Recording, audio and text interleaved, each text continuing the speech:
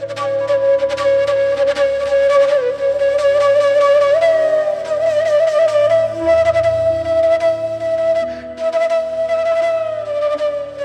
ശാന്തി. നമ്മുടെ മനസ്സെന്താണെന്ന് കണ്ടെത്തി, ബുദ്ധി നമ്മളെങ്ങനെ പ്രവർത്തിക്കുന്നുവെന്നും മനസ്സിലെ ബ്ലോക്കുകൾ എങ്ങനെയെല്ലാം ഇല്ലാതാക്കാം എന്നുള്ളതിനെക്കുറിച്ചൊക്കെ കുറച്ച് വിശദമായി തന്നെ നമ്മൾ പഠിച്ചു. ഇന്ന് വളരെ വണ്ടർഫുൾ ആയിട്ടുള്ള ഒരു സെക്ഷനിലേക്കാണ് ഞാൻ നിങ്ങളെ കൂട്ടിക്കൊണ്ടുപോകാൻ പോകുന്നത്. കാരണം നമ്മുടെ ഈ ചൈതന്യമായിരിക്കുന്ന ശക്തി, സചേതന ശക്തി, അത് നമ്മുടെ ശരീരത്തിലേക്ക് പ്രവേശിക്കുന്ന സമയത്ത് ഈ ശരീരത്തിൻ്റെ പല ഭാഗങ്ങളിലൂടെ ആയിക്കൊണ്ട് ആ ഊർജത്തെ നമ്മുടെ ശരീരത്തിലേക്ക് അത് സ്പ്രെഡ് ചെയ്യുന്നുണ്ട്. ഉദാഹരണം പറഞ്ഞാൽ, ഒരു വെള്ള വെളിച്ചം, സൂര്യപ്രകാശം നമുക്ക് കാണുന്ന സമയത്തുള്ള വെള്ള വെളിച്ചം, അതിനെ ഒരു പ്രിസത്തിലൂടെ നമ്മൾ കടത്തി വിടുകയാണെന്നെങ്കിൽ അത് കടന്നു പോകുന്ന സമയത്ത് കാണുമ്പോഴുള്ള വെള്ള വെളിച്ചം അത് കടന്നു പോകുമ്പോൾ 7 വർണ്ണങ്ങളായിട്ട് അത് ഡിവൈഡ് ചെയ്ത് നമുക്ക് കാണാൻ സാധിക്കും, മഴവില്ല് കാണും പോലെ. അതുപോലെ തന്നെ നമ്മുടെ ശരീരത്തിലേക്കും അത് ആ സചേതനമായിരിക്കുന്ന ശക്തി അഥവാ ആത്മ അതിസൂക്ഷ്മമായിരിക്കുന്ന ഒരു വെള്ള വെളിച്ചം പോലെയാണ്. ആത്മാവിൻ്റെ ഉള്ളിൽ 7 ഗുണങ്ങളായിരിക്കുന്ന 7 ശക്തികളുണ്ട്. ജ്ഞാനം, സ്നേഹം, ശാന്തി, ശക്തി, പവിത്രത, കരുണ, ആനന്ദം അഥവാ സുഖം, ആനന്ദം എന്ന് പറയുന്നു. ഇങ്ങനെയുള്ളതായിരിക്കുന്ന 7 ഗുണങ്ങളുടെ ആധാരത്തിൽ നമ്മുടെ ശരീരത്തിലെ 7 ചക്രങ്ങളും ആക്ടിവേറ്റ് ചെയ്യുന്നുണ്ട്. അതേസമയം ഈ ചക്രങ്ങളെല്ലാം ശുദ്ധീകരിച്ചുള്ളതായിട്ടുള്ള പെർഫെക്റ്റ് ബാലൻസ്ഡ് സ്റ്റേജ് ആണെന്നുണ്ടെങ്കിൽ ശാരീരികവും മാനസികവുമായിക്കൊണ്ട് ഒരു മനുഷ്യൻ പൂർണ്ണമായിട്ട് ആരോഗ്യവാനും സന്തോഷവാനുമായിട്ട് നമുക്ക് കാണപ്പെടാൻ സാധിക്കും. അതേസമയം ഈ ചക്രങ്ങളിൽ ഏതെങ്കിലുമൊക്കെ തന്നെ ഊർജത്തിൻ്റെ കുറവ് കൊണ്ട്, എന്തുകൊണ്ടാണ് ചക്രം അത് ഡിസ്റ്റർബ്ഡ് ആവണമെന്ന് ചോദിച്ചാൽ, നമ്മുടെ ആധുനികമായിട്ടുള്ള ജീവിത രീതിയിൽ ആഹാരം അത് ഒരു കാര്യം ഞാൻ എടുത്തു പറയുകയാണ്, നിങ്ങൾക്ക് നിങ്ങളുടെ മനസ്സിൻ്റെ മേലെ പൂർണ്ണമായിട്ടുള്ളൊരു കൺട്രോൾ കൊണ്ടുവന്നുകൊണ്ട് പൂർണ്ണമായിട്ടൊരു ബാലൻസ്ഡ് ആയിരിക്കുന്ന പേഴ്സണാലിറ്റിയാണ് ഡെവലപ്പ് ചെയ്യാൻ ആഗ്രഹിക്കുന്നതെങ്കിൽ തീർച്ചയായിട്ടും നമ്മുടെ മനസ്സിൻ്റെ മേലെ നിയന്ത്രണം കൊണ്ടുവരാൻ ആഹാരത്തിൻ്റെ ശുദ്ധി അത്യധികം അനിവാര്യമായിരിക്കുന്ന ഘടകമാണ്. ഈ കാര്യം സിസ്റ്റർ പറയുന്നത് നിങ്ങൾക്ക് പ്രാക്ടീസ് ചെയ്ത് നോക്കണമെന്നുണ്ടെങ്കിൽ നമ്മുടെ ഈ ഒരു ട്രെയിനിങ് പീരീഡിൻ്റെ 21 ഡേയ്സ് നിങ്ങൾ പൂർണ്ണമായിട്ടും വെജിറ്റേറിയൻ ഫുഡ് കഴിച്ചു നോക്കൂ. എന്നിട്ട് വെജിറ്റേറിയൻ ഫുഡും, അതേസമയം വെജിറ്റേറിയൻ ഫുഡ് എന്ന് വെച്ചാൽ അർത്ഥം എങ്ങനെയോ കഴിക്കലല്ല, ആഹാരം ശരീരത്തിനെയും മനസ്സിനെയും ഒരുപാട് സ്വാധീനിക്കുന്ന ഒരു ഘടകമാണ്. അതുകൊണ്ട് ആഹാരം ഉണ്ടാക്കുന്ന സമയവും ആഹാരം കഴിക്കുന്ന സമയവും അത് രണ്ടും വളരെയധികം പ്രാധാന്യമുള്ള ഘടകമാണ്. അതുകൊണ്ടാണ് നമ്മൾ പറയാറില്ലേ, ഹോട്ടലിലെ ഫുഡിൽ ഇല്ലാത്തൊരു സാധനം നമ്മുടെ വീട്ടിലെ ഫുഡിൽ കിട്ടും. എന്താണെന്നറിയോ? സ്നേഹം എന്ന മസാല. ആ സ്നേഹം എന്ന മസാലയ്ക്കൊപ്പം ഈശ്വരൻ്റെ ഓർമ്മയാകുന്ന മസാല കൂടി നിങ്ങൾക്ക് ചേർക്കാൻ സാധിക്കുമെങ്കിൽ അത് കുറേയും കൂടെ എഫക്റ്റീവായിരിക്കുന്ന ഫുഡായിരിക്കും. നിങ്ങളുടെ വീട്ടിലെ ആളുകൾക്ക് പറഞ്ഞു കൊടുക്കുക, അഥവാ ആഹാരം ഉണ്ടാക്കുന്ന സമയത്ത് അവർക്ക് ഏതെങ്കിലും രീതിയിലുള്ളതായിരിക്കുന്ന പ്രാർത്ഥനകൾ, നിങ്ങളുടെ പ്രാർത്ഥനയും വിശ്വാസവും ഏതാണെങ്കിൽ ആ രീതിയിലായാലും ഓക്കെ. എനിവേ, ഈശ്വരൻ്റെ സ്മൃതി ഏതെങ്കിലും രീതിയിൽ അതിൽ കലർത്തിക്കൊണ്ടാണ് നമ്മൾ ആഹാരം ഉണ്ടാക്കുന്നതെങ്കിൽ അത് കലർത്താൻ വേണ്ടി എന്താ ചെയ്യേണ്ടത്? ആഹാരം ഉണ്ടാക്കുന്ന സമയത്ത് നിങ്ങളുടെ ആ ഒരു മനസ്സിലെ പ്രതിഷ്ഠ ആരാണെങ്കിൽ അവരെ ഓർത്തുകൊണ്ട് ആഹാരം ഉണ്ടാക്കുക എന്നർത്ഥം. നമ്മുടെ ഈശ്വരീയ വിശ്വവിദ്യാലയത്തിൽ നമ്മൾ പഠിക്കുകയും ചെയ്യുകയും ഞാനൊക്കെ പ്രാക്ടീസ് ചെയ്യുകയും ചെയ്യാം. പരമാത്മ കിരണങ്ങൾ അഥവാ ഭഗവാന്റെ പ്രകാശകിരണങ്ങൾ നമ്മുടെ ഭ്രൂമധ്യത്തിൽ നിന്ന് അതിൽ കലർന്നുകൊണ്ടുള്ള രീതിയിലാണ് നമ്മൾ ഉണ്ടാക്കുമൊക്കെ സങ്കല്പിക്കും. അതിൽ ഹാപ്പിനെസ്സിൻ്റെ വൈബ്രേഷൻ നിറയുകയാണ്. കാരണം ഡൈജഷൻ സിസ്റ്റത്തിനെ ഒരുപാട് സഹായിക്കുന്ന ഒരു ഘടകമാണ് ഹാപ്പിനെസ്. ഗോൾഡൻ റേസ് അഥവാ യെല്ലോ റേസ്, ആ റേസ് കലർന്നുകൊണ്ട് ആഹാരം ഉണ്ടാക്കി അതിനെ ഈശ്വരൻ്റെ മുന്നിൽ സമർപ്പിച്ചിട്ട് നിങ്ങൾക്ക് കഴിക്കാൻ കഴിയുമെങ്കിൽ, ഞാൻ ഇന്നതേ നിങ്ങൾ ചെയ്യാവൂന്ന് ഒരിക്കലും പറയില്ല, എന്നിരുന്നാൽ പോലും ഇത്രയ്ക്ക് നിങ്ങളുടെ വീട്ടുകാരടുത്ത് പറഞ്ഞ് മനസ്സിലാക്കി കൊടുത്ത് അങ്ങനെ ഒരു ആഹാരം ഉണ്ടാക്കി കഴിക്കാൻ നിങ്ങൾക്ക് കഴിഞ്ഞാൽ നിങ്ങൾ ഈ ലോകത്തെ ഏറ്റവും ഭാഗ്യവാന്മാരിൽ ഒരാളാണ്. കാരണം 50% മനസ്സിനെ ശാന്തമാക്കാനുള്ളതായിരിക്കുന്ന ശക്തി നമ്മുടെ ആഹാരത്തിനുണ്ട്.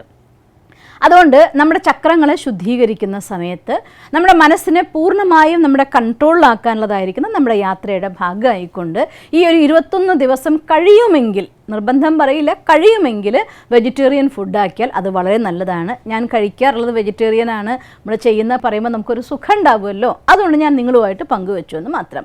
അതുകൊണ്ട് ശുദ്ധ ആഹാരം തീർച്ചയായിട്ടും മനസ്സിനെയും ശരീരത്തിനെയും ഒരുപോലെ ആരോഗ്യവും സന്തോഷവും തരുന്ന ഘടകമാണ്.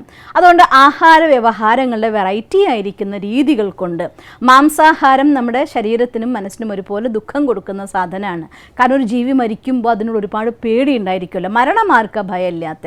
അതുകൊണ്ട് തന്നെ മരിക്കുന്ന സമയത്തുള്ള ഭയത്തോട് കൂടിയിട്ട് ഒരു ജീവി മരിക്കുമ്പോൾ അതിൻ്റെ ഓരോ കോശത്തിൻ്റെ ഉള്ളിലും ആ ഭയത്തിൻ്റെ വൈബ്രേഷൻ അതിൻ്റെ ഉള്ളിൽ ഇഞ്ചക്ട് ചെയ്യപ്പെട്ട് കഴിഞ്ഞിട്ടുണ്ടാവും. അതുകൊണ്ട് ആ ഭയം നിറഞ്ഞ ഫുഡ് കഴിക്കുമ്പോഴാണ് പക്ഷിപ്പനി, പശുപ്പനി ഇങ്ങനെയുള്ളതായിരിക്കുന്ന പലവിധ രോഗങ്ങളിലേക്ക് അത് പിന്നീട് മാറ്റും. താൽക്കാലികമായി കൊണ്ട് മനസ്സിൽ ആശങ്ക, ടെൻഷൻ, വറി, ഫിയർ ഇത്തരത്തിലായിട്ടുള്ള ഒരുപാട് ഇമോഷൻസ്, നെഗറ്റീവ് ഇമോഷൻസ് നമ്മുടെ മനസ്സിനുള്ളിലേക്ക് കയറിക്കൂടാനുള്ള സാധ്യതയുണ്ട്. ശരീരത്തിന് അതൊരു ഫോറിൻ ബോഡി ആയിട്ട് അക്സെപ്റ്റ് ചെയ്യും. അതുകൊണ്ട് പലപ്പോഴും പലർക്കും വയറുവേദന മുതലായിട്ടുള്ള പല രോഗങ്ങൾക്കും അത് കാരണമായേക്കാം. അതുകൊണ്ട് ദ ബെസ്റ്റ് എപ്പോഴും വെജിറ്റേറിയൻ ഫുഡാണ്. അത് നിങ്ങളുടെ പ്രിഫറൻസ് എന്തോ നിങ്ങളുടെ, നമുക്ക് യാതൊരു നിർബന്ധമൊന്നും പറയില്ല. ഇനി രണ്ടാമത്, രാത്രിയിൽ നമ്മൾ ഉറങ്ങുന്ന സമയം, പ്രഭാതത്തിൽ ഉണരുന്ന സമയം, ഇതൊക്കെ നമ്മുടെ ജീവിതത്തിൽ സംബന്ധിച്ചിടത്തോളം വളരെയധികം ഇമ്പോർട്ടൻ്റ് ആയിട്ടുള്ള ഫാക്ടറാണ്. നമ്മൾ ഇതിന് മുന്നുള്ളതായിരിക്കുന്ന വീഡിയോയിൽ എങ്ങനെയാണ് മോർണിംഗ് സെക്ഷൻ ഉണരേണ്ടത്, എങ്ങനെയാണ് ഉറങ്ങേണ്ടത്, ഉണരുമ്പോൾ നമ്മൾ ശ്രദ്ധിക്കേണ്ട ഘടകങ്ങൾ എന്തൊക്കെ, ഉറങ്ങുമ്പോൾ ശ്രദ്ധിക്കേണ്ട ഘടകങ്ങൾ എന്തൊക്കെ, ഉറങ്ങാൻ കിടക്കേണ്ടത് എങ്ങനെ, ഇതിനെക്കുറിച്ചൊക്കെ നമ്മളൊരു വീഡിയോ ചെയ്തിട്ടുണ്ട്. നമ്മൾ ഇന്നലത്തെ ക്ലാസ്സിൽ ഒന്നും കൂടെ എടുത്ത് അത് പഠിച്ചു നോക്കുക. പെർഫെക്റ്റായിട്ട് നമ്മളത് ചെയ്തിരിക്കണം. പിന്നെ ഉറക്കം, ഉണർച്ച, രാത്രി ഓരോരോ ഘടകങ്ങൾ, ഇങ്ങനെ അശ്രദ്ധമായി കടന്നു പോകുന്ന ഓരോ ദിവസങ്ങൾ എല്ലാ മനുഷ്യന്മാരുടെ ജീവിതത്തിലും വരുന്നുണ്ട്. അതുകൊണ്ടൊക്കെ തന്നെയാണ് നമ്മളെ സംബന്ധിച്ചിടത്തോളം നമ്മുടെ ചക്രങ്ങൾ പലപ്പോഴും ആക്റ്റീവ് ആകും, പലപ്പോഴും ഇനാക്റ്റീവ് ആകും. അപ്പം അതുകൊണ്ട് ഇനാക്റ്റീവായി പോകുന്നതായിരിക്കുന്ന ചക്രങ്ങളുടെ ഘടകത്തിൻ്റെ ആധാരത്തിലാണ് നമുക്ക് പലപ്പോഴും നമ്മുടെ ശരീരത്തിലേക്ക് വേണ്ടതായിട്ടുള്ള ഊർജ്ജത്തിൻ്റെ പ്രസരണത്തിൻ്റെ പോയിന്റുകളിൽ ബ്ലോക്ക് വരും, അഥവാ അത് ക്രാഷ് ആവും. ഊർജ്ജ മണ്ഡലത്തിൻ്റെ ക്രാഷ് ആവുന്നതിനനുസരിച്ച് നിങ്ങളുടെ പേഴ്സണാലിറ്റിയിൽ അതനുസരിച്ചുള്ള പല ഭാഗങ്ങളും പല രീതികളുടേതായിട്ടുള്ള എഫക്റ്റുകളും ഉണ്ടാവും. അതുകൊണ്ട് ഇന്ന് നമ്മൾ കാണാൻ പോകുന്നത് നമുക്ക് ഭൗതികമായിട്ടുള്ള കുറച്ച് കാര്യങ്ങൾ, കുറച്ച് എക്സസൈസുകൾ, കുറച്ച് ചിന്തകൾ, കുറച്ച് ശ്രദ്ധ, ഇതൊക്കെ കൂട്ടുകയാണെങ്കിൽ നമുക്ക് ഈ ചക്രങ്ങളെയൊക്കെ പൂർണ്ണമായിട്ട് ആക്ടിവേറ്റ് ചെയ്ത് വെച്ചുകൊണ്ട് നമ്മുടെ പേഴ്സണാലിറ്റിയുടെ ബാലൻസ് നമുക്ക് നന്നായിട്ട് കൊണ്ടുപോകാനായിട്ട് സാധിക്കും. അതുകൊണ്ട് ആദ്യം ഞാൻ നിങ്ങൾക്ക് ചക്രങ്ങളെക്കുറിച്ച് പറഞ്ഞു തരികയാണ്. ഈ ശരീരത്തിൽ നമ്മൾ നേരത്തെ പറഞ്ഞ പോലതായിട്ടുള്ള ആത്മ ഊർജം അഥവാ സങ്കല്പശക്തി, ആ ശക്തി നമ്മുടെ മനസ്സിനുള്ളിലേക്ക് പ്രവഹിക്കുന്ന ഊർജത്തെ പ്രവഹിപ്പിക്കുന്ന സ്ഥാനങ്ങൾ, അതിൻ്റെ സ്ഥാനം കൃത്യമായി പറഞ്ഞാൽ ആജ്ഞാചക്രമാണ്. നമ്മളൊന്ന് സയൻറ്റിഫിക്കായി ചിന്തിച്ചു നോക്കിയേ. നമ്മുടെ ശരീരത്തിൽ കാണുകയാണെങ്കിലും കേൾക്കുകയാണെങ്കിലും രുചിക്കുകയാണെങ്കിലും അഥവാ മണക്കുകയാണെങ്കിലും സ്പർശിക്കുകയാണെങ്കിലും ഇതെല്ലാ ഘടകങ്ങളും നടക്കുമ്പോൾ സ്വാഭാവികമായിട്ടും അതിൽ നിന്നൊക്കെയുള്ള സന്ദേശം, ഈവൻ സ്പർശിച്ചു എന്ന് നമ്മൾ പറയണമെന്നുണ്ടെങ്കിൽ നമ്മുടെ കയ്യിൻ്റെ വിരലിൻ്റെ ഈ അറ്റത്തിനുള്ളതായിട്ടുള്ള മെസ്സേജ് നമ്മുടെ ഹൈപ്പോതലാമസിൻ്റെ ആരംഭ സ്ഥാനത്ത് പോയി അവിടെ നിന്ന് തിരിച്ച് ഇങ്ങോട്ട് വരണം. അപ്പോഴാണ് നമ്മൾ എന്ത് പറയുന്നത്, ഞാൻ സ്പർശിച്ചു എന്ന് നമുക്ക് പറയാനായിട്ട് സാധിക്കുന്നത്. അതേപോലെ തന്നെ നമുക്ക് കണ്ടു എന്ന് പറയണമെങ്കിൽ സയൻസിൻ്റെ ഭാഷയിൽ പറയുന്ന പോലെ മുന്നിലൂടെ ഒരു വസ്തു കടന്നു പോയാൽ ആ ഒബ്ജക്റ്റിൻ്റെ ലൈറ്റ് റിഫ്ലക്റ്റ് ചെയ്യുന്നു, ഇവിടെ കണ്ണിൽ വീഴുന്നു. ഇവിടെ നിന്നുള്ള സന്ദേശം ഇങ്ങോട്ട് പോയി എന്നതുകൊണ്ട് മാത്രം നമ്മൾ ഒരിക്കലും കാണുന്നില്ല. കാണണമെങ്കിൽ എന്ത് വേണ്ടി വരും, ഇവിടെ നിന്നുള്ള സന്ദേശം അവിടെ പോകണം, അവിടെ റിസീവ് ചെയ്യണം, തിരിച്ച് ഇങ്ങോട്ട് മെസ്സേജ് വരണം. അപ്പോഴാണ് നമ്മൾ എന്ത് കണ്ടെത്തുന്നത്, ഞാൻ കണ്ടു എന്ന് നമ്മൾ പറയുന്നത്. അപ്പോൾ കാണണമെങ്കിൽ, കേൾക്കണമെങ്കിൽ, സ്പർശിക്കണമെങ്കിൽ, മറ്റൊരു ഭാഷയിൽ പറഞ്ഞാൽ പഞ്ചേന്ദ്രിയങ്ങളിലൂടെ ഇൻഫോർമേഷൻ നമ്മുടെ ഉള്ളിലേക്ക് നമുക്ക് റിസീവ് ചെയ്യാൻ സാധിക്കണമെങ്കിൽ ആ ഇന്ദ്രിയങ്ങൾ നമ്മുടെ ആക്റ്റീവ് ആയതുകൊണ്ട് മാത്രം പോരാ, അതിൻ്റെ ഒപ്പം തന്നെ നമ്മുടെ ഇവിടെ ഇരുന്നതായിട്ടുള്ള എനർജിയുടെ സെൻസേഷൻ, അവിടേക്ക് നാഡീ സന്ദേശങ്ങൾ പറഞ്ഞേക്ക് റിട്ടേൺ അവിടെ വന്ന് അവിടെ പോയി അവിടെ നിന്ന് റിട്ടേൺ ഇങ്ങോട്ട് വരണം. എന്നാൽ മാത്രമാണ് ഈ എല്ലാ ആക്ടിവിറ്റിയും നടന്നതായിട്ട് നമുക്ക് പറയാനായിട്ട് സാധിക്കും, നമുക്ക് ഫീൽ ചെയ്യുള്ളൂ. അല്ലാന്നുണ്ടെങ്കിൽ മുന്നിൽ കൂടെ ആരെങ്കിലും കടന്നു പോകുന്നു, നിങ്ങൾ അത്ര ശ്രദ്ധിച്ചിട്ടില്ല, ആരോ കടന്നുപോയി, ഞാൻ കണ്ടില്ല, ആരോ പോയി നമ്മൾ പറയുന്നു. അപ്പോൾ ആക്ച്വൽ ആ ആക്ഷൻ നോക്കി നോക്കിയേ, ഒരു വസ്തു മുന്നിലൂടെ കടന്നു പോയിട്ടുണ്ടെങ്കിൽ പ്രകാശരശ്മികൾ അതിൽ തട്ടി അത് തിരിച്ചു വരുന്നുള്ള കാര്യത്തിൽ യാതൊരു സംശയവുമില്ല. എന്നിട്ടും എന്തുകൊണ്ട് നമ്മൾ കണ്ടില്ല? കാരണം കാണാനുള്ള കപ്പാസിറ്റി ജസ്റ്റ് നമ്മുടെ കണ്ണ് മാത്രമല്ല, അവിടെ ഇരിക്കുന്നതായിരിക്കുന്ന ഒരു സചേതന ശക്തിയുണ്ട്. ആ സചേതന ശക്തി ഒരു ശരീരത്തിലേക്ക് എൻ്റർ ചെയ്യുമ്പോൾ, ജീവൻ ശരീരത്തിലേക്ക് പ്രവേശിക്കുന്ന സമയത്ത് നമുക്ക് ജീവൻ വന്നു എന്ന് പറയും. ആ ശക്തി ഇതിന്ന് പോയാൽ നമ്മൾ മരിച്ചു എന്നും പറയുന്നു. അപ്പോൾ ആ ശക്തി ഈ ശരീരത്തിലേക്ക് എൻ്റർ ചെയ്യുന്ന അതേ നിമിഷം തന്നെ ആ ഊർജ്ജം നമ്മുടെ ശരീരത്തിലേക്ക് സ്പ്രെഡ് ചെയ്യുന്ന എല്ലാ ചക്രങ്ങളും, അതിനെയാണ് ചക്രങ്ങൾ എന്നൊക്കെ വിശേഷിപ്പിക്കുന്നത്. അതിൽ ഞാൻ താഴെ നിന്നോട്ട് നിങ്ങൾക്ക് പറഞ്ഞുതരാണ്. ഏറ്റവും താഴെ, അതായത് നട്ടെല്ലിൻ്റെ ഏറ്റവും അറ്റത്തുള്ളതായിരിക്കുന്ന സ്ഥാനം അതിന് മൂലധാര ചക്രം എന്നാണ് വിശേഷിപ്പിക്കുക.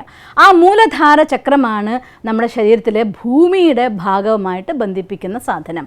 ആ ചക്രം അഥവാ ആക്റ്റീവ് അല്ല എന്നുണ്ടെങ്കിൽ നിങ്ങളെ സംബന്ധിച്ചിടത്തോളം ശരീരത്തിന് ക്ഷീണം, അലസത, നിൽക്കാൻ വയ്യായി തോന്നുക, കാര്യങ്ങൾ ചെയ്യാനുള്ള ഉന്മേഷം, ഉത്സാഹം ഇല്ലാതിരിക്കുക, മനസ്സിനാകെ അസ്വസ്ഥത ഫീൽ ചെയ്യുക, നമ്മുടെ ശരീരത്തിന് വേണ്ടത്ര എനർജറ്റിക് ആവാതിരിക്കുക, ഇങ്ങനെയുള്ളതായിട്ട് ഒരുപാട് ഘടകങ്ങൾ ഉണ്ടാവും.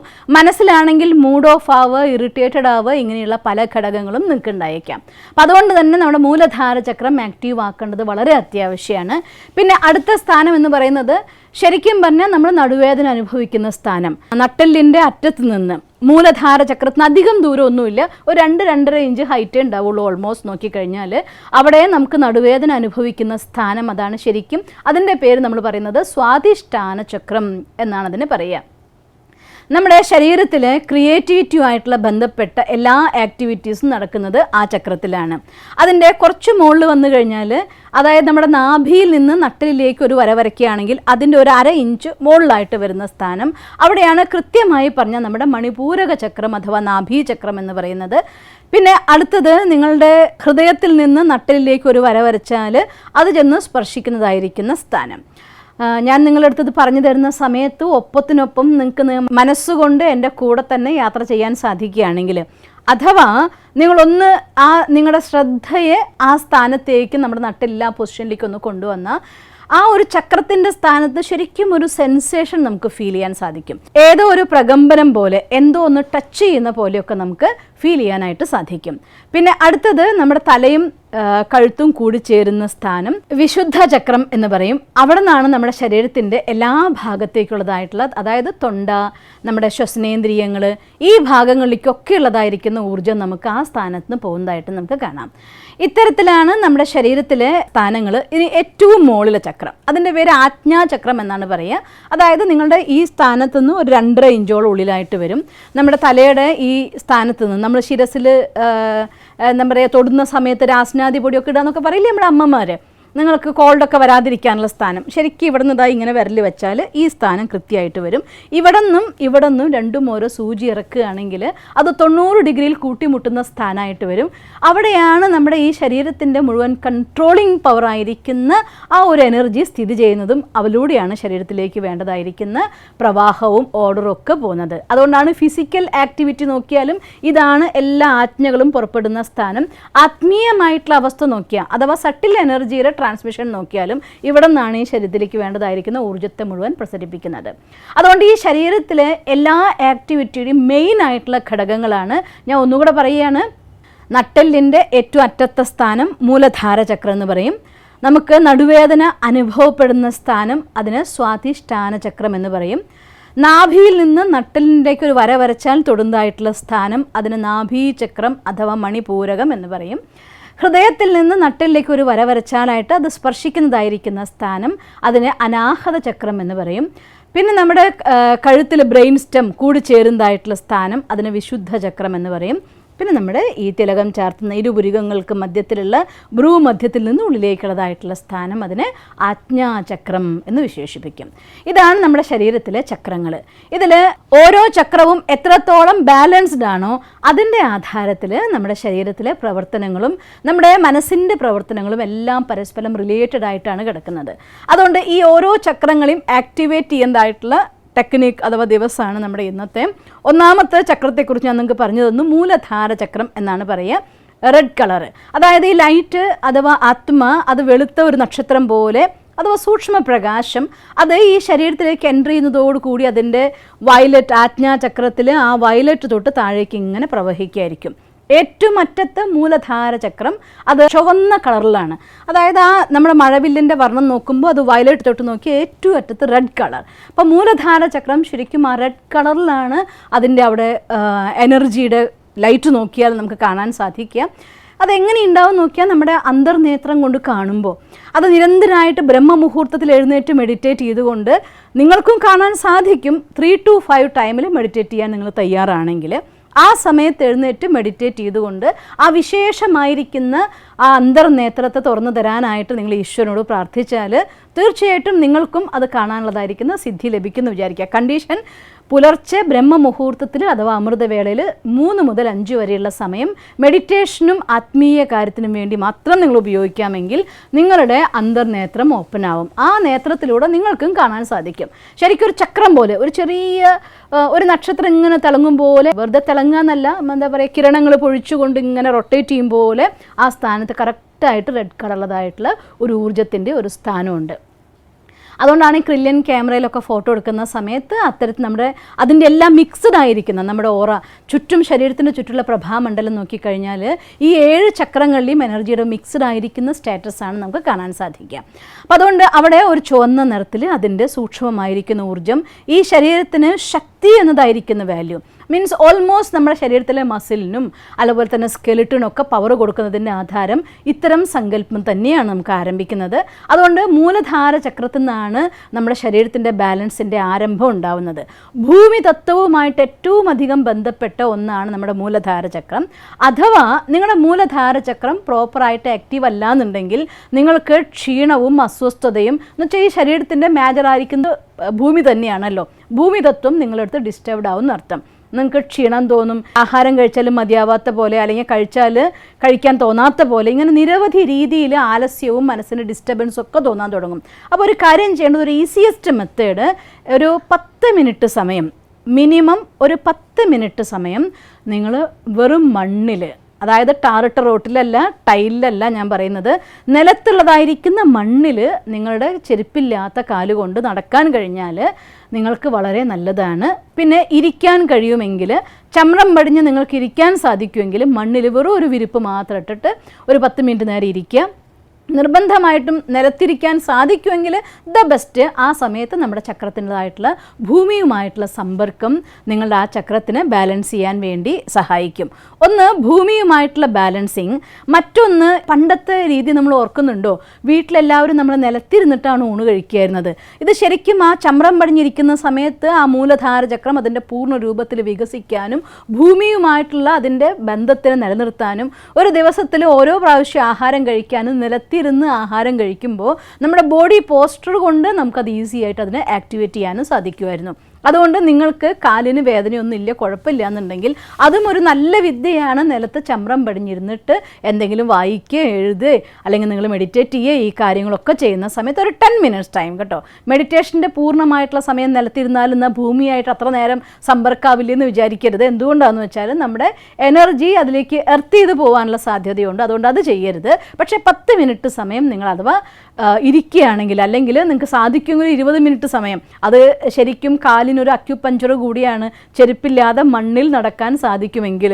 ഇന്നത്തെ ആധുനിക ലോകത്ത് എനിക്ക് ചിരി വരും. പലപ്പോഴും ചേറിൽ നടക്കുക, മണ്ണിൽ നടക്കുക, മണലിൽ നടക്കുക, വെള്ളത്തിൽ നടക്കുക എന്നൊക്കെ പറഞ്ഞുകൊണ്ട് ഹെൽത്തിന് വേണ്ടി ഇങ്ങനെയുള്ള ഓരോ സാധനങ്ങൾ ഉണ്ടാക്കി വെക്കുന്നുണ്ട്. വലിയ വലിയ സിറ്റീസിലൊക്കെ പോയി കഴിഞ്ഞാൽ നിങ്ങൾക്ക് അത് ആദ്യം നടക്കുന്ന സമയത്ത് സൂര്യപ്രകാശം നേരിട്ടുള്ള സ്ഥലത്ത് നടക്കാം, അത് കഴിഞ്ഞാൽ മണലിൽ കൂടെ നടക്കുക, അത് കഴിഞ്ഞാൽ ചരലിൽ കൂടെ നടക്കുക, അത് കഴിഞ്ഞാൽ പിന്നെ ചളിയിൽ നടക്കുക, പിന്നെ വെള്ളത്തിൽ നടക്കുക, അതും കഴിഞ്ഞ് പുറത്തെത്തുന്ന സമയത്ത് സ്റ്റീം ബാത്ത്, ഇങ്ങനെ സെറ്റ് ചെയ്തതായിട്ടുള്ള 1-2 സ്ഥലങ്ങളൊക്കെ ഞാൻ കണ്ടു.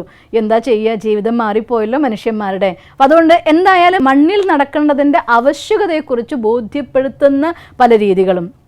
പിന്നെ രാവിലെ സമയത്ത് കുറച്ചു സമയം വ്യായാമം നമ്മൾ ചെയ്യുകയാണെങ്കിൽ തീർച്ചയായിട്ടും നമ്മുടെ ശരീരത്തിലെ എല്ലാ എനർജിയും വരും. അപ്പോൾ അതുകൊണ്ട് നിങ്ങൾ നടക്കാൻ പോകുന്നെങ്കിൽ പുറത്ത് മണ്ണിൽ നടക്കാനായിട്ട് ശ്രമിക്കുക. അല്ല എക്സസൈസ് ചെയ്യുകയാണെന്നുണ്ടെങ്കിൽ അതിൻ്റെ കൂടെ കപാലഭാതി പ്രാണായാമം നിർബന്ധമായിട്ട് ചെയ്തിരിക്കണം.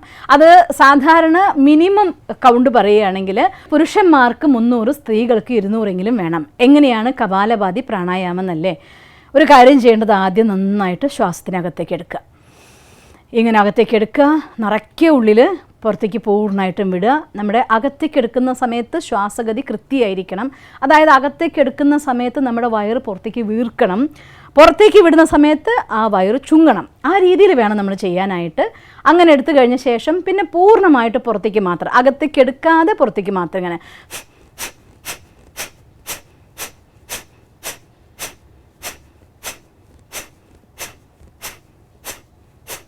ഇങ്ങനെ ചെയ്യുന്ന സമയത്ത് സ്വാഭാവികമായിട്ടും കുറച്ചൊക്കെ വായു നിങ്ങളുടെ ഉള്ളിലേക്ക് വരുന്നുണ്ടാവും. Don't worry. പക്ഷെ ഇങ്ങനെ ചെയ്യരുത്. ഇങ്ങനെ നിങ്ങൾ ഒരിക്കലും ചെയ്യരുത്. കാരണം തെറ്റായ കപാലഭാതിയാണ്. അത് നിങ്ങളുടെ അവസാനം വരെ, അതായത് മൂലധാര ചക്രം വരെ എനർജിയെ നമ്മുടെ ഉള്ളിലേക്ക് കൊണ്ടുപോവില്ല. അതുകൊണ്ട് ഈ രീതിയിൽ കപാലഭാതി പ്രാണായാമം ഓരോന്ന് ചെയ്യുമ്പോഴും 1 സെക്കൻഡാണ് ഒന്നിന്ന് മറ്റൊന്നിലേക്കുള്ളതായിട്ട് ഇടവേള. അതുകൊണ്ട് ചെയ്യുമ്പോൾ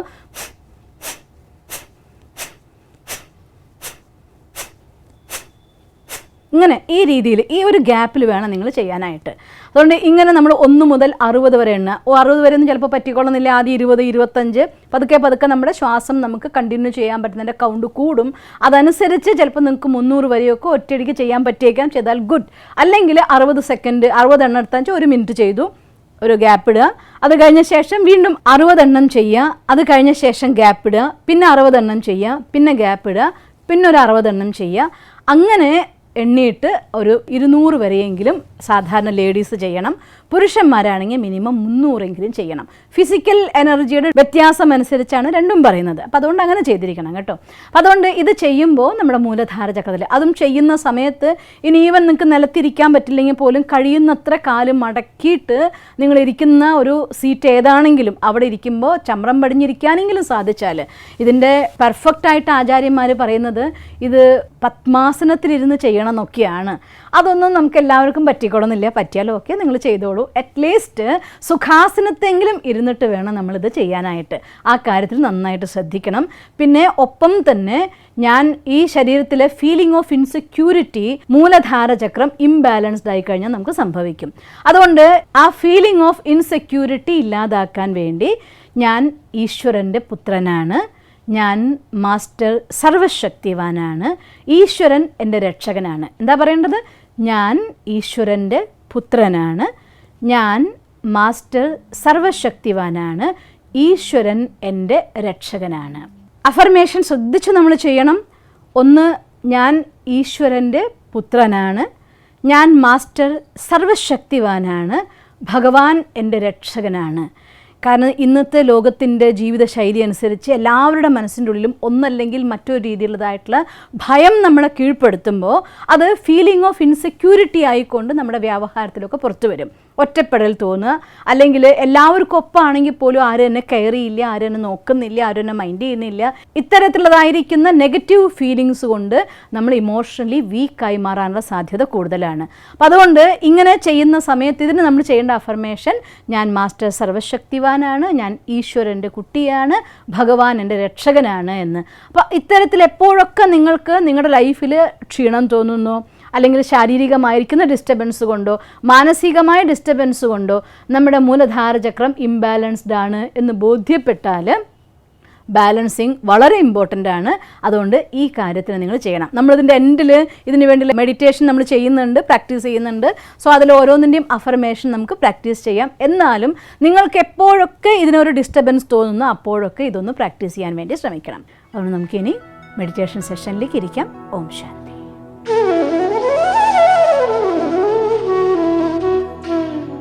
ഓം ശാന്തി.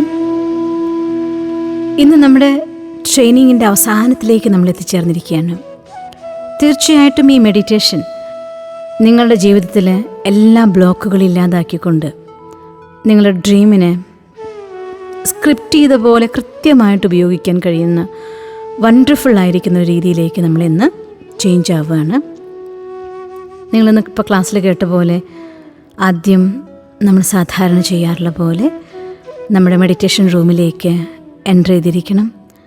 അവിടെ ഒന്നുകിൽ കസേരയിൽ അല്ലെങ്കിൽ നിങ്ങളിരിക്കുന്ന ഇരിപ്പിടത്തിൽ നട്ടെല്ല് നിവർന്ന് ഒന്നുകിൽ ചമ്രം പടിഞ്ഞോ അല്ലെങ്കിൽ കസേരയിലോ പൂർണ്ണമായ നട്ടെല്ല് നിവർന്ന് നിൽക്കണം. കൈകളെ ധ്യാനമുദ്രയിൽ കാലിൽ വിശ്രമിക്കുന്ന അവസ്ഥയിൽ വെച്ചിട്ടുണ്ടായിരിക്കണം.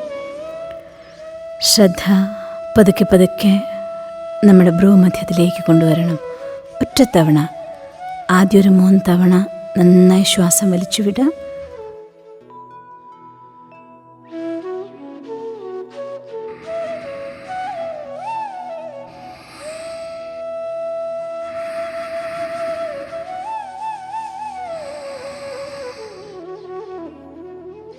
പതുക്കെ ശ്രദ്ധയെ കാലിൻ്റെ പെരുവിരൽ മുതൽ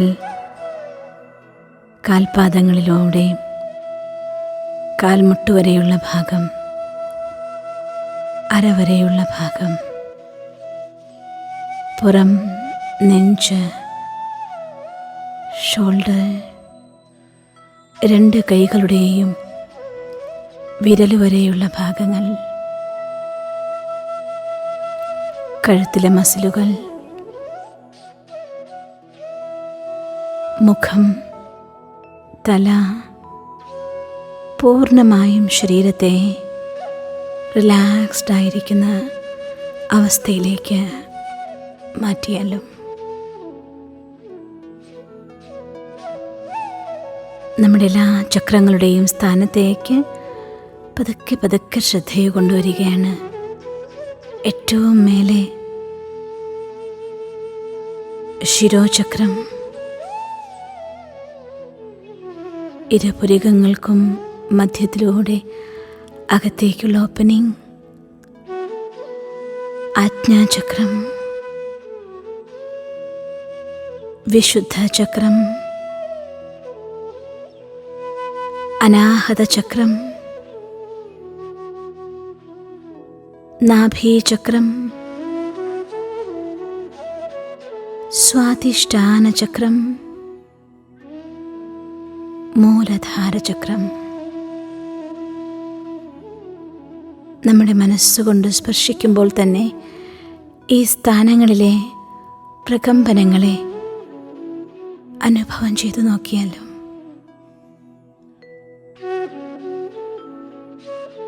പതുക്കെ സർവശക്തനായ ഭഗവാനെ നമ്മുടെ തലയ്ക്ക് മേലെ പ്രത്യക്ഷനായതായി അകക്കണ്ണുകൊണ്ട് കണ്ടാലും, ഒരു പ്രിസത്തിലൂടെ വെള്ള വെളിച്ചം കടന്നു പോകുമ്പോൾ സപ്തവർണ്ണങ്ങളാകുന്നതുപോലെ ആത്മചൈതന്യം ഈ ശരീരമാകുന്ന പ്രിസത്തിലേക്ക് പ്രവേശിക്കുന്നതോടെ അത് സപ്തവർണ്ണങ്ങളായി സപ്തമൂല്യങ്ങളുടെ ആധാരത്തിൽ ഈ ശരീരത്തിലെ വിവിധ സ്ഥാനങ്ങളെ സേവിക്കാൻ ആരംഭിക്കുകയാണ്. അതേ ഊർജം കൊണ്ട്, അതേ സമാനം കൊണ്ട്, അഥവാ അഫർമേഷൻ കൊണ്ട് നമുക്ക് ആ ചക്രങ്ങളെ പൂർണ്ണ ശക്തിശാലിയാക്കാം. ധനവും പ്രസിദ്ധിയും സ്ഥാനമാനങ്ങളും ആരോഗ്യവുമെല്ലാം തന്നെ ചക്രങ്ങൾ പൂർണ്ണമായി ആക്റ്റീവായാൽ നിങ്ങളെ തേടി വന്നു ചേരുന്നതാണ്. പിന്നിൽ നിഴൽ പോലെ അത് പ്രകാശിച്ചു കൊണ്ടുവരുന്നതായിരിക്കും. അതുകൊണ്ട് നമുക്ക് സർവശക്തൻ്റെ കിരണങ്ങളാൽ, സർവഗുണസാഗരൻ്റെ പ്രകാശത്താൽ ചക്രങ്ങളെ ഊർജ്ജസ്വലരാക്കി മാറ്റാം.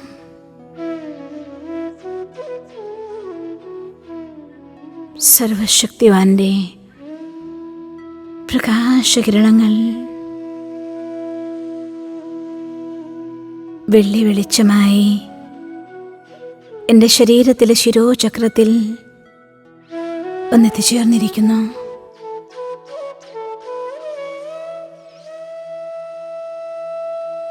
ഈ സ്ഥാനം ഞാൻ ആത്മ പ്രവേശിച്ച അതേ സ്ഥാനമാണ്.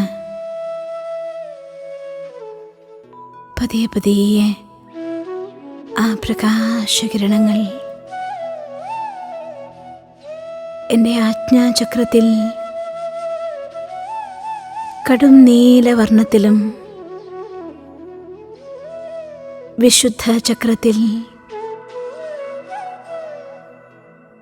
ഇളം നീല പ്രകാശ ഗോളം പോലെയായിരിക്കുന്നു. അനാഹത ചക്രത്തിലെത്തി പച്ച നിറത്തിൽ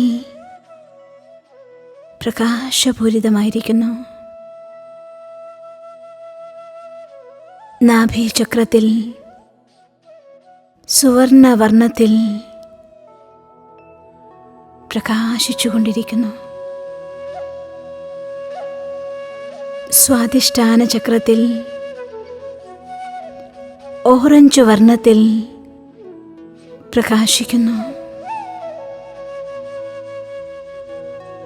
മൂലധാര ചക്രത്തിൽ ചുവന്ന വർണ്ണത്തിൽ പ്രകാശിച്ചുകൊണ്ടിരിക്കുന്നു.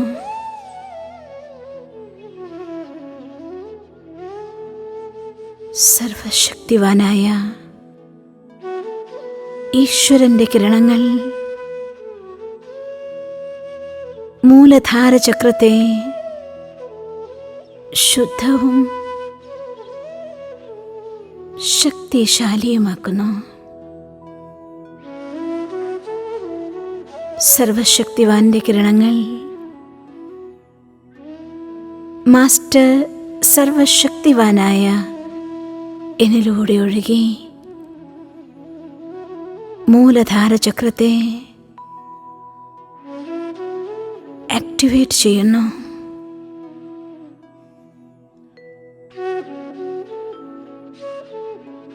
എൻ്റെ ആത്മ-ഊർജം ഈ ചക്രത്തിൻ്റെ ബന്ധനത്തിൽ നിന്നും സ്വതന്ത്രമായി പ്രകാശപൂരിതമായി ഈ സ്ഥാനത്തെ ശക്തവും ശുദ്ധവുമാക്കിയിരിക്കുന്നു.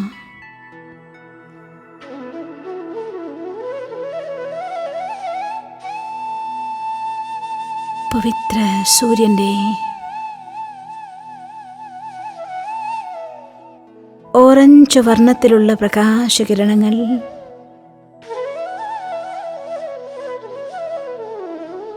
എൻ്റെ സ്വാധിഷ്ഠാന ചക്രത്തെ സ്പർശിച്ച്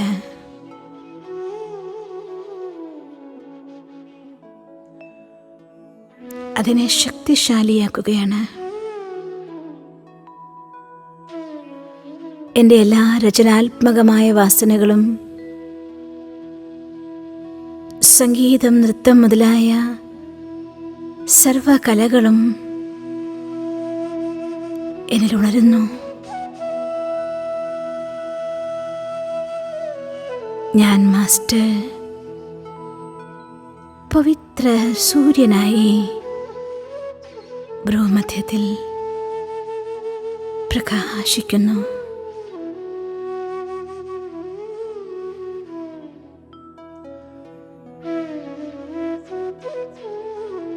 സുഖസാഗരൻ്റെ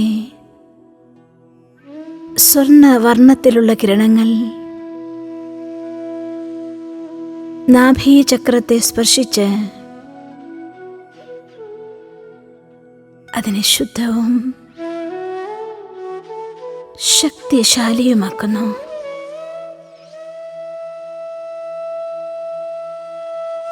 എൻ്റെ ശരീരത്തിലെ ഡൈജഷൻ സിസ്റ്റവും അതിനനുബന്ധമായ എല്ലാ ഘടകങ്ങളും ഹെൽത്തിയും ആക്റ്റീവുമാകുന്നു.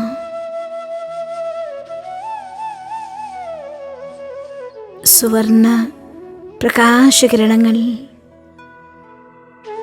എൻ്റെ ശരീരത്തിലെല്ലാ ഭാഗത്തേക്കും വ്യാപിക്കുന്നു.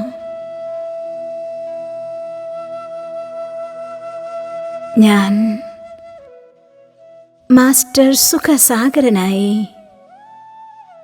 ഭ്രൂമധ്യത്തിൽ പ്രകാശിച്ചുകൊണ്ട് നിൽക്കുന്നു.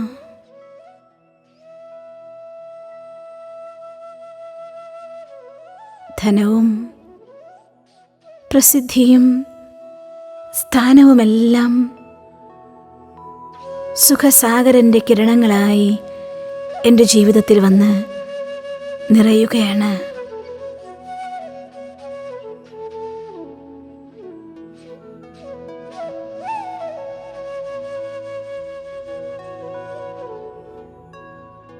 സ്നേഹസാഗരൻ്റെ ഇളം പച്ചവർണ്ണത്തിലുള്ള പ്രകാശകിരണങ്ങൾ അനാഹത ചക്രത്തെ സ്പർശിക്കുന്നു.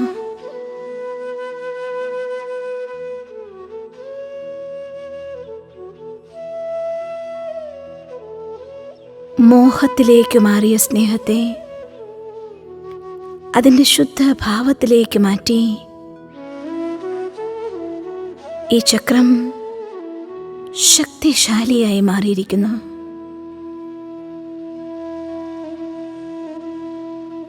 എൻ്റെ ഹൃദയവും ഈ വ്യൂഹത്തിലെ എല്ലാ ഭാഗങ്ങളും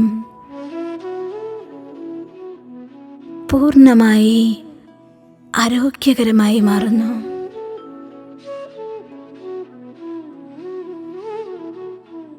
ഞാൻ മാസ്റ്റർ സ്നേഹസാഗരനായി ഭ്രൂമധ്യത്തിൽ പ്രകാശിച്ചുകൊണ്ടിരിക്കുന്നു.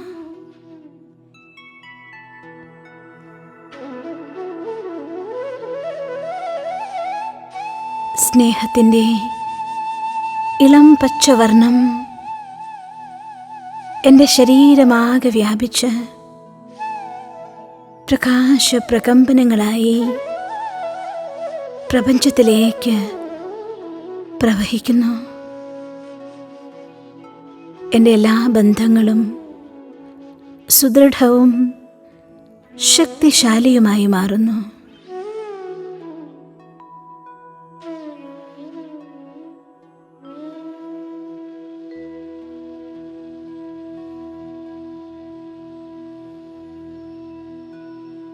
ശാന്തി സാഗരൻ്റെ ഇളം നീല പ്രകാശകിരണങ്ങൾ വിശുദ്ധ ചക്രത്തെ ശാന്തവും ശക്തിശാലിയുമാക്കുകയാണ്.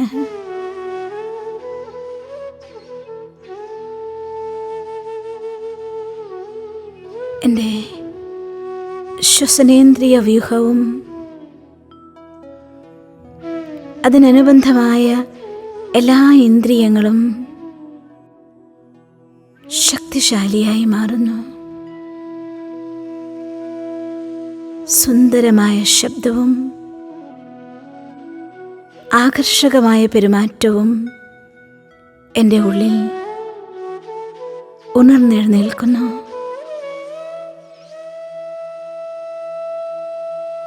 ശാന്തമായ മനസ്സിൽ നിന്നും ക്രിയാത്മകമായ പുതിയ പല പദ്ധതികളും എനിക്ക് ടച്ചിങ് ആകുന്നു. ഞാൻ മാസ്റ്റർ ശാന്തി സാഗരനായി ഭ്രൂമധ്യത്തിൽ പ്രകാശിച്ചുകൊണ്ടിരിക്കുന്നു.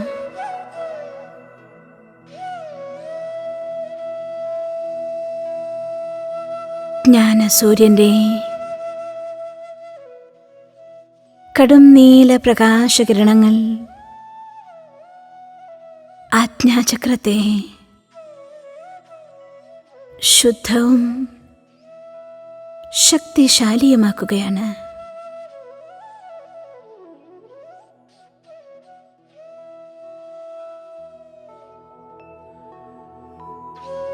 ഈ സ്ഥാനം അത്യധികം ശക്തിശാലിയാകുന്നു. ജീവിതത്തിൽ എപ്പോഴും ഉന്മേഷവും ഉത്സാഹവും എൻ്റെ ഉള്ളിൽ നിറഞ്ഞു നിൽക്കാനുള്ള ആധാരമായി മാറുന്നു.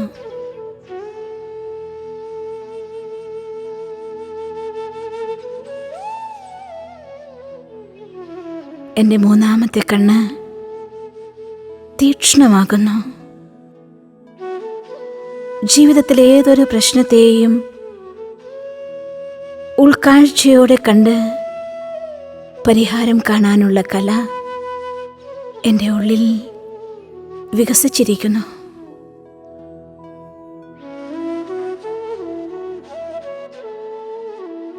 എല്ലാ കർമ്മങ്ങൾക്കും വേണ്ട ശക്തിയും ഐശ്വര്യവും എൻ്റെ ജീവിതത്തിൽ നിറയുന്നു. ഞാൻ മാസ്റ്റർ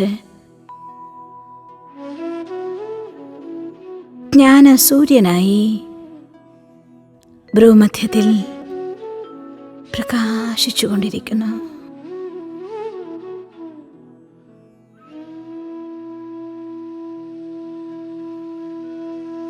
ആനന്ദസാഗരൻ്റെ വയലറ്റ് വർണ്ണത്തിലുള്ള കിരണങ്ങൾ എൻ്റെ സഹസ്രാര പത്മത്തെ ശുദ്ധമാക്കുകയാണ്.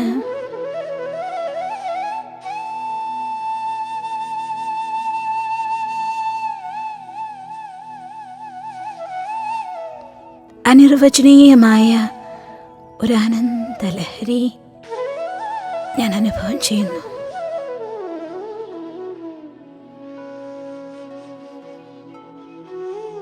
എൻ്റെ എല്ലാ ചക്രങ്ങളും ശുദ്ധവും ശക്തവുമായി മാറിയിരിക്കുന്നു.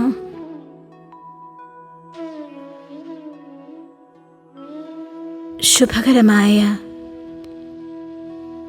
എല്ലാ പോസിറ്റീവ് എനർജിയും എൻ്റെ ഉള്ളിലേക്ക് ഒഴുകിയെത്തുകയാണ്. ജീവിതത്തിൽ സന്തോഷവും ധനവും ആരോഗ്യവുമെല്ലാം തന്നെ ഈശ്വരൻ്റെ വരദാനമായി എന്നിൽ നിറയുന്നു. എനിക്ക് ചുറ്റും സർവചക്രങ്ങളിലെയും പ്രകാശം ഒത്തുചേർന്ന് വെള്ളി വെളിച്ചത്തിൻ്റെ പ്രഭാമണ്ഡലമായിരിക്കുന്നു. ഒരു നെഗറ്റീവ് വൈബ്രേഷനും എന്നെ സ്പർശിക്കാൻ പോലും സാധ്യമല്ല. അഗ്നി പോലെ ശക്തമായ പ്രഭാമണ്ഡലത്തോടെ എല്ലാ ഗുണങ്ങളും ശക്തികളും ഉണർന്ന സദാ വിജയിയായ അഭൂതപൂർവമായ വ്യക്തിത്വം എന്നിൽ ഉണർന്നെഴുന്നേറ്റിരിക്കുന്നു. Yes, I am the successful person. I am the winner. I am the happiest one. I am the blessed one. Thanks God. Thanks universe.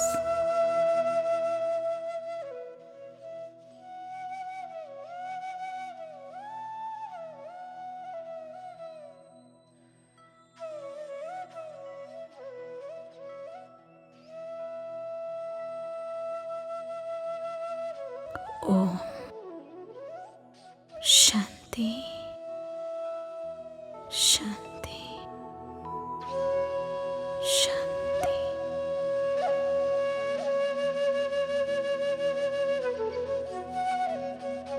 Om Shanti. ഇന്ന് നമ്മുടെ 21 ദിവസത്തിൻ്റെ മെഡിറ്റേഷൻ സെഷൻസ് ഇവിടെ അവസാനിക്കുകയാണ്. പക്ഷേ ഇതൊരു അവസാനമായിട്ട് ഒരിക്കലും കണക്കാക്കരുത്. ഇത് ജീവിതത്തിൻ്റെ വിജയഗാഥയുടെ തുടക്കമാണ്. എല്ലാ ദിവസവും ഒരു പ്രാവശ്യം നിങ്ങൾക്കിതുപോലെ ചക്രങ്ങളെ ചാർജ് ചെയ്യാൻ പറ്റിയാൽ ഒരു രീതിയിലും, അത് മറ്റുള്ളവരുടെ അസൂയയാവട്ടെ മറ്റേതെങ്കിലും രീതിയിലാവട്ടെ, ഒരു നെഗറ്റീവ് വൈബ്രേഷനും നിങ്ങളെ സ്പർശിക്കാൻ പോലും ആവില്ല. എപ്പോഴും നിങ്ങൾ ഹാപ്പി ആയിരിക്കും, ഓൾവേസ് എനർജറ്റിക് ആയിരിക്കും. പുതിയ പുതിയ പ്ലാൻ നിങ്ങൾക്ക് ടച്ചാവും. മനസ്സിൽ സങ്കല്പിക്കുന്നതെല്ലാം സത്യമായി തീരാൻ തുടങ്ങും. ഒരു ബ്ലെസ്ഡ് ലൈഫ് അതെന്നും നിങ്ങൾക്ക് അവകാശപ്പെട്ടതാണ്. നമ്മൾ ആരും തന്നെ ഈ ഭൂമിയിലേക്ക് വന്നത് സങ്കടപ്പെട്ട് ജീവിക്കാനല്ല, സന്തോഷിക്കാനാണ്, ആനന്ദിക്കാനാണ്, വിജയികളായി ജീവിക്കാനാണ്. എല്ലാ സൗഭാഗ്യങ്ങളും നിങ്ങളുടെ ജീവിതത്തിൽ ഈശ്വരൻ അനുഗ്രഹിക്കട്ടെ. ഓം ശാന്തി. Thank you, thank you, thank U.